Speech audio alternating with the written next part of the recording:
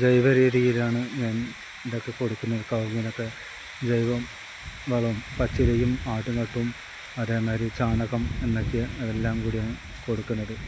രാസവളം ഒന്നും കൊടുക്കുന്നില്ല. തെങ്ങിനായിക്കോട്ടെ കവുങ്ങിനായിക്കോട്ടെ കുരുമുളകും ഉണ്ട്, കുഴപ്പമില്ല. കുരുമുളകൊക്കെ കായ്ഫലം ഉണ്ട്. അതേമാതിരി അതിനൊക്കെ ജൈവവളമൊക്കെ തന്നെ കൊടുക്കണം. 2 പ്രാവശ്യം വർഷത്തിൽ 2 പ്രാവശ്യം രണ്ട് പ്രാവശ്യം കൊടുക്കും വളം. ചാണകമാണ് കൂടുതൽ കൊടുക്കുന്നത്. പിന്നെ പച്ചില വളം അത് കർക്കിടകത്തിൽ തൂപ്പ് വെട്ടുമ്പോൾ അങ്ങനെ കൊടുക്കും.